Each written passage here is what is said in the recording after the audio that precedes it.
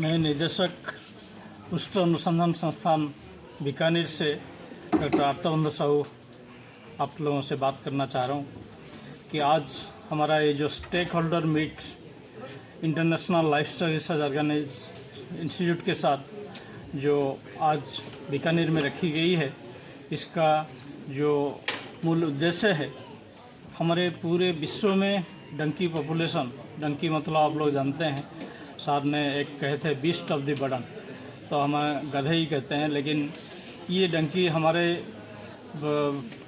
परिवार के साथ, हमारे मानव समाज के साथ ऐसे ओतप्रोत जुड़ा हुआ है। ये हमारा भारोत्तोलन के साथ साथ सभी कार्यों में सहायक रहा है। और ये डंकी पॉपुलेशन, सबसे दुख की बात है कि हमारे भारत में क्यों घट रहा है, जबकि पूरे विश्व में इसे उसका घटने का ज़्यादा चिंता नहीं है।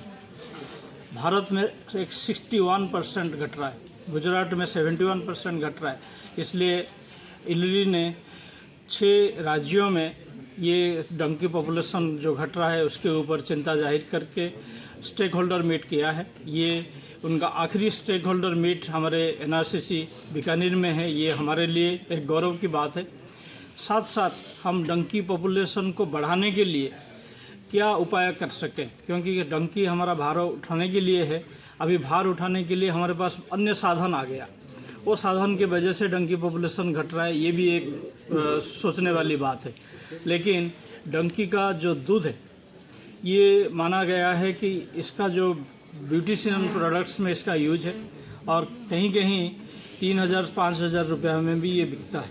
लेकिन ये एक समुचित तरीके से नहीं है, योजनाबद्ध के तरीके से नहीं है, और डंकी ऐसे भी कम दूध देता है।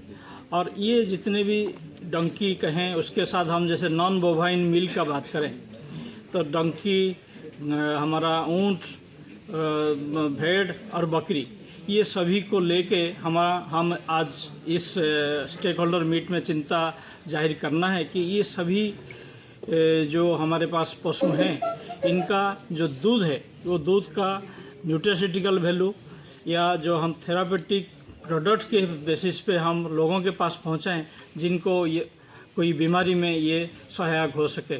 हमारे इस बारे में जैसे A1 A2 का मिल्क हम बात करते हैं, ये सभी नॉन बोवाइन पॉपुलेशन ये A2 मिल्क का प्रोड्यूस करते हैं, तो ये भी एक अच्छी बात है। और साथ में इनका जो मेडिसिनल वैल्यू, इसका कहीं दूर दूर तक उसका प्रचार है। और आप लोग ऊँटनी का बात तो जानते हैं कि ये डायबिटीज़ और ऑटिज्म के लिए तो सहायक है ही, साथ में TB, ब्लड प्रेशर, हमारे डेंगू, इवन मैं कहूँ तो कोरोना के लिए भी कारगर हो सकता है।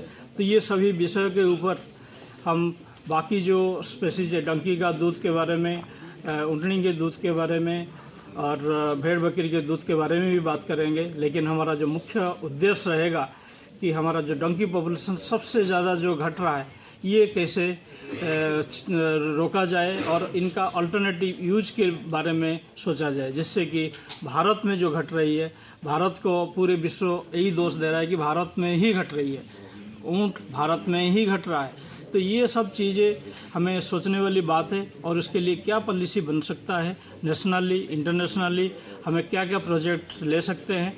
और अभी हमारे साउथ एशिया रिप्रेजेंटेटिव से डॉक्टर रहमान से भी ये बात हुई है कि हम एक प्रोजेक्ट जो स्मॉल रूमिनेंट्स, जो शीप, गोट और कैमल, ये तीनों को लेके भी एक प्रोजेक्ट हम आगे शुरू करने वाले हैं, जिसमें इनके दूध के बारे में, इनके आमदनी के बारे में, सोशियो इकोनॉमिक के साथ जो लोग इनके साथ जुड़े हैं, रेवारी फैमिली और जो रायका फैमिली या जो भेड़ चराने वाले फैमिली, ये सभी लोगों का कैसे भला हो, इनका सोशियो इकोनॉमिक अपलिफ्टमेंट हो, इस दिशा में भी हम आज चर्चा करेंगे। आपका परिचय?